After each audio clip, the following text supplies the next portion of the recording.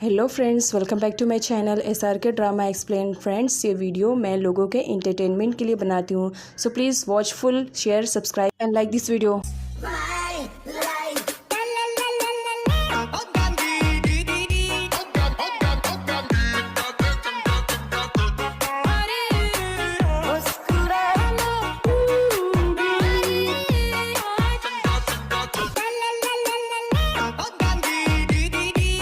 दोस्तों, ये ड्रामे की एक्सप्लेनेशन का पार्ट नंबर 3 है। अगर आपने प्रीवियस पार्ट को नहीं देखा है देन मैंने डिस्क्रिप्शन में लिंक दिया है, आप वहाँ से जा करके देख सकते हैं।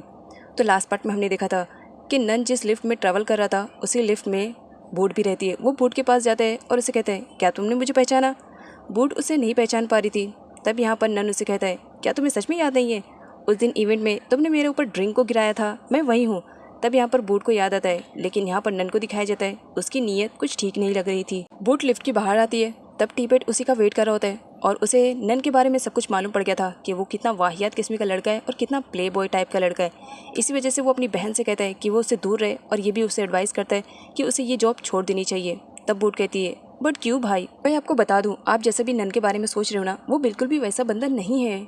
उसने मेरे साथ कभी भी बदतमीजी नहीं की जिसकी वजह से मुझे ये रियलाइज़ हुई कि मुझे ये जॉब छोड़नी चाहिए। लेकिन हाँ, अगर आप मुझे फोर्स करोगे तो मैं ये जॉब छोड़ दूंगी, लेकिन तब तक मुझे ये जॉब कंटिन्यू तो करने दीजिए। पीछे से नन भी उन दोनों की बातें सुन लेता है और उसके फेस पे एक खतरनाक वाली स्माइल आती है, क्योंकि उसे सच्चाई का पता चल गया था कि बूट टी-बेट की ही सिस्टर है। तो वो कहता है, टी-बेट अब तो मैं तुझे छोड़ूंगा नहीं, बदला लेने में और ज्यादा मजा आने वाला है। होटल में एक गेस्ट की एंट्री होती है जो टी-बेट से टकरा जाती है और टकराने की वजह से उसका पूरा सामान गिर जाता है। वो टी-बेट को फोर्स करती है कि वो उसका पूरा सामान उठाए, बिकॉज वो यहाँ का एम्प्लॉय है। अब जब टी-बेट सामान उठाने में बिजी था तो यहाँ पर वो लड़की अपनी डायमंड वाली रिंग टी-बेट के पॉकेट में रख देती है। जब टी-बेट सारा सामान उठा करके उस लड़की को देखता है तब यहाँ पर वो ऐसा प्रोटेंड करने लगती है कि वो अपना पूरा सामान चेक कर रही है। अगर कोई भी मिसिंग रहेगा तो वो टी-बेट पर इल्ज़ाम लगाएगी और सडनली वो लड़की टी-बेट पर इल्ज़ाम लगा देती है कि तुमने मेरी डायमंड रिंग को चोरी किया है, जल्दी निकालो अदरवाइज मैं पुलिस को बुला लूँगी।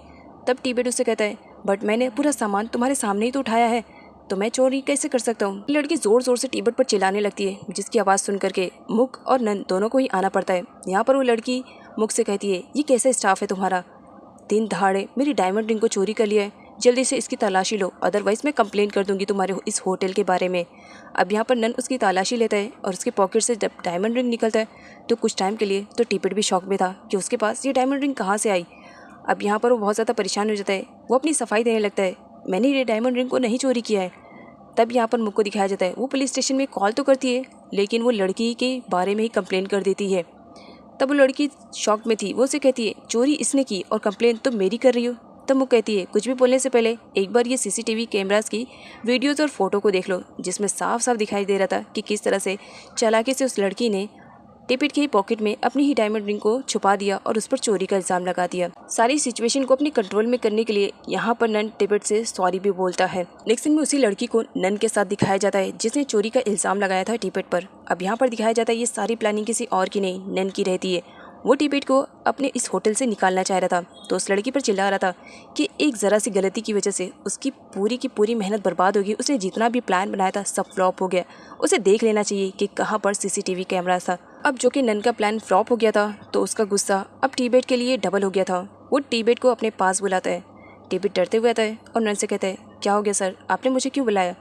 तब यहाँ पर नन उससे कहता है, अच्छा पहले रिलैक्स तो हो जाओ, एक्चुअली मैं तुमसे सॉरी बोलना चाह रहा हूँ क्योंकि पास्ट में मैंने तुम्हारे साथ बहुत ही ज़्यादा गलत किया ना, तो इसी वजह से मैं तुमसे सॉरी बोलना चाहता हूँ, लेकिन अपने अंदाज में प्लीज़ मुझे माफ़ कर दो और मैंने ये सब ऑर्डर तुम्हारे लिए किया है, इसे खा लो।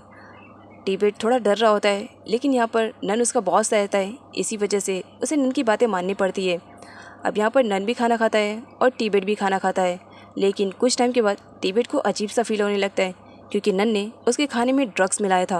अब जब ड्रग्स अपना काम करना स्टार्ट करता है तो टी-बेट बहुत बुरी तरीके से घबराने लगता है, उसे कुछ समझ में नहीं आ रहा था कि वो करे तो क्या करे। टी-बेट वहाँ से फ़ौरन जाने का डिसाइड करता है, लेकिन ड्रग्स लेने की वजह से अब वो ज़मीन पर गिर जाता है और सही से चल भी नहीं पा रहा था।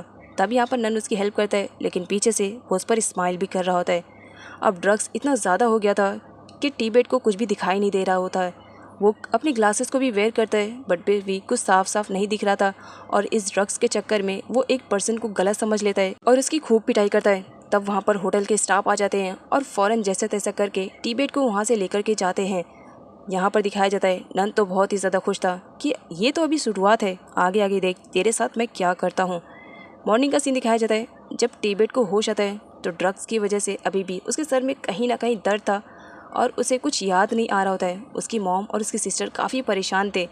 यहाँ पर दिखाया जाता है जो होटल का मैनेजर रहता है वो टिबेट का काफ़ी अच्छा दोस्त रहता है। वो उसे सब कुछ बताता है कि कल रात उसने क्या किया। तब यहाँ पर टिबेट उसे बताता है कि मैंने खुद से नहीं किया, उस नन ने मुझे ड्रग्स दिया, उस ड्रग्स की वजह से ये सब हुआ, मैं तो उसे छोड़ूंगा नहीं। तब उसकी मॉम समझाती है कि हम गरीब लोग हैं, अमीर लोगों से पंगे नहीं ले सकते हैं। अब नाइट का सीन दिखाया जाता है। टिबेट मुक के बंगलों के पास गया हुआ था। वो वहाँ पर चेक करता है, बट उसे कोई नहीं मिलता है। लेकिन अचानक से एक सर्वेंट आती है। तब यहाँ पर टिबेट उसे कहता है कि मुझे प्लीज़ मुक मैम से मिलना है, उन्हें जल्दी से बुला दो। तब वो सर्वेंट जाती है और मुक को बोलती है कि उसे मिलने के लिए कोई आया है और टिबेट उसका वेट कर रहा होता है। जब मुक उसके पास आती है तो उसे पूछती है कि इतने रात गए, उसे यहाँ आने की क्या ज़रूरत थी। तब यहाँ पर टिबेट सब कुछ एक्सप्लेन करता है कि मैंने होटल में जानबूझकर हंगामा नहीं किया था, नन सर ने मुझे ड्रग्स दिया था, उस ड्रग्स की वजह से मैं आउट ऑफ कंट्रोल हो गया था और इसके बाद जो कुछ भी हुआ मैम आपको मालूम है ना, तो इसी वजह से मेरी गलती नहीं है। मुक टिबेट को अच्छे से जानती थी कि वो बहुत ही ज़्यादा मेहनती और ईमानदार है, वो कभी भी ऐसा काम नहीं करेगा और ड्रग्स लेना तो वो ऐसा सोच भी नहीं सकता है। खैर यहाँ पर दोनों के बीच की मिसअंडरस्टैंडिंग क्लियर होती है और मुक टिबेट से कहती है ओके फिर डील डन हुई, नेक्स्ट टाइम मैं कभी भी तुम्हारे घर पर आऊँगी तो तुम मुझे डिनर कराओगे, जिस पर टिबेट भी उसे यस बोल देता है। दूसरे सीन में एक बिजनेसमैन को दिखाया जाता है जो कि बहुत ही ज़्यादा रिच रहता है। वो कहीं जा रहा था और अचानक से दो गुंडे उसे फॉलो करने लगते हैं और उसे जान से मारने की कोशिश करते हैं। तब यहाँ पर वो बिजनेसमैन अपनी जान बचा करके भाग रहा होता है, लेकिन उस बिजनेसमैन को आइडिया नहीं था कि कुछ टाइम के बाद उसके साथ क्या होने वाला है। एक ट्रक आता है और उस कार को बहुत बुरी तरीके से टक्कर देता है, जिसकी वजह से वो कार पलट जाती है और अंदर जो ड्राइवर रहता है वो वहीं पर ही मर जाता है। उसी रास्ते से जब टिबेट गुजरता है तब वो देखता है और वो कांच तोड़ करके जैसे तैसे करके उस बिजनेसमैन को बाहर निकालता है। बिजनेसमैन की कंडीशन काफ़ी ख़राब थी। टिबेट उसे थोड़ी दूर लेकर जाता है तो वैसी उस कार में आग लग जाती है, जिसकी वजह से कार में ड्राइवर जो रहता है वो तो जल जाता है, लेकिन ये बिजनेसमैन बच जाता है। जैसे तैसे करके टिबेट उसे सेफली जगह पर लेकर आता है और उस बिजनेसमैन का ट्रीटमेंट होता है। जब उसे होश आता है तो बहुत ही ज़्यादा खुश होता है और टिबेट को इनाम देने लगता है। वो उसे बहुत सारे पैसे ऑफर करता है, लेकिन टिबेट नहीं लेता है क्योंकि टिबेट बहुत ही ज़्यादा ईमानदार है। वो पैसे तो कमाना चाहता है बट अपनी मेहनत से। इसी वजह से वो उस बिजनेसमैन को मना कर देता है कि वो पैसों के लिए उसकी हेल्प नहीं किया था बल्कि इंसानियत के लिए किया था। तो उस बिजनेसमैन को टिबेट की बातें काफ़ी अच्छी लगती है, तो वो बिजनेसमैन उसे अपना विजिटिंग कार्ड देते हुए कहता है जब भी तुम्हें ज़रूरत पड़े कि तुम्हें मेरे पास आना है किसी भी काम के मामले में तो तुम इस नंबर पर मुझे कॉल कर सकते हो, नहीं तो मुझसे आकर के मिल सकते हो। मैं तुम्हारी पूरी हेल्प करने की कोशिश करूँगा। आफ्टर ऑल तुमने मेरी जान बचाई, इतना तो मैं तुम्हारे लिए कर ही सकता हूँ। ये बिजनेसमैन कौन है, इसकी क्या हिस्ट्री है, ये तो आगे की वीडियो में मालूम पड़ेगा। टिबेट जब घर वापस आता है तो उसकी मॉम उसके शर्ट पर लगे हुए ब्लड को देख करके बहुत ज़्यादा परेशान हो जाती है। तब टिबेट बताता है मॉम मुझे कुछ नहीं हुआ, एक्चुअली आज एक अंकल को मेरी हेल्प की ज़रूरत थी, बस मैंने उनकी हेल्प की, ये ब्लड उन्हीं का ही लगा हुआ है। ग्रैंड मदर मुक से मिलने के लिए उसके रूम में आती हैं। अब मुक की मॉम नहीं थी, इसी वजह से ग्रैंड मॉम ने मुक को बहुत ही प्यार से पाला था। अब यहाँ पर उसकी शादी की बातें चल रही होती है तो ग्रैंड माँ उससे शादी के रिलेटेड बात करने के लिए आई थी और मुक के रिएक्शन से देख करके ये लग रहा था कि वो अभी इस शादी के लिए रेडी नहीं है, बट ग्रैंड मदर के फोर्स में वो आकर के शादी करने के लिए रेडी हो जाती है। पूरन की मॉम पूरन से कहती है जब तक कि तुम दोनों की शादी ना हो जाए तो इससे पहले कोई भी गड़बड़ी मत करना, और हाँ याद रखना तुम्हें मुक से ही शादी करनी है क्योंकि इसके अलावा तुम्हारे पास कोई ऑप्शन नहीं है।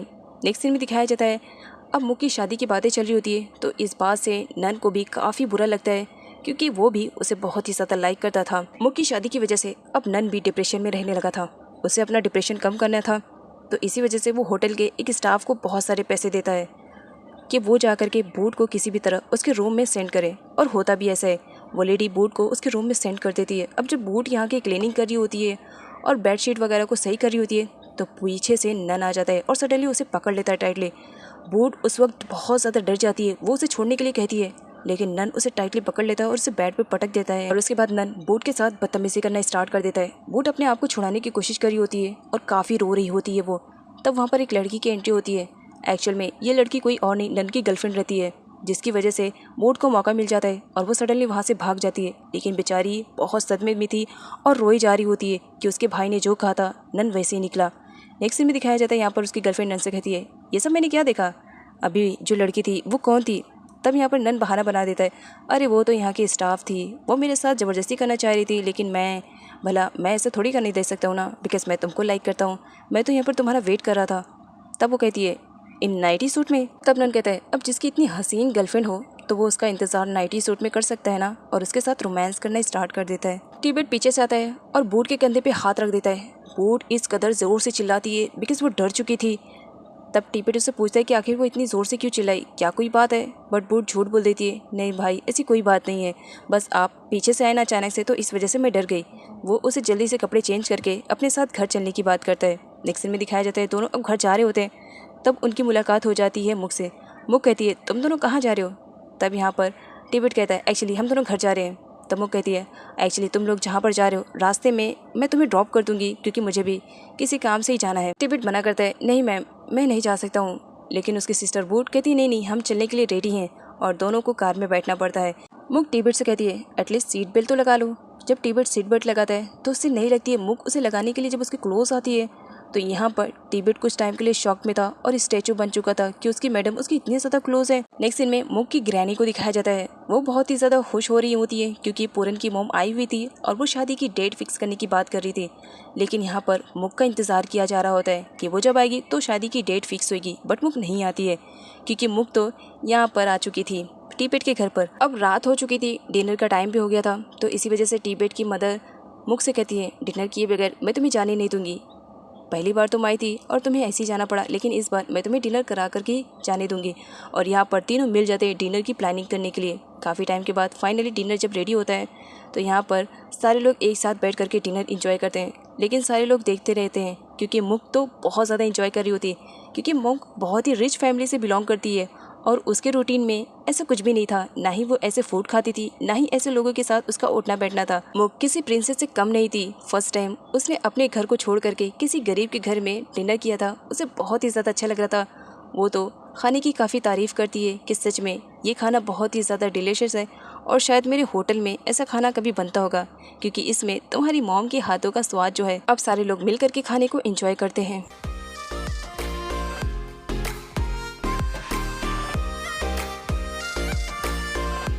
डिनर करने के बाद यहाँ पर मुक को दिखाया जाता है। वो फ़ौरन सारी डिशेस को समेटने लगती है कि वो वॉश करेगी। ये देख करके टिबेट की मॉम तो शॉक में रहती है कि भला एक प्रिंसेस आ करके उसके घर में डिशेस को वॉश करेंगी। वो मना कर रही होती है, लेकिन मुक उनकी एक नहीं सुनती है और सारे डिशेस को लेकर जाती है और वॉश करने लगती है। तब यहाँ पर टिबेट भी कुछ टाइम के लिए शॉक में था क्योंकि उसके सामने उसकी बॉस थी जो उसके घर की डिशेस को वॉश कर रही होती है। वो उसे मना करता है।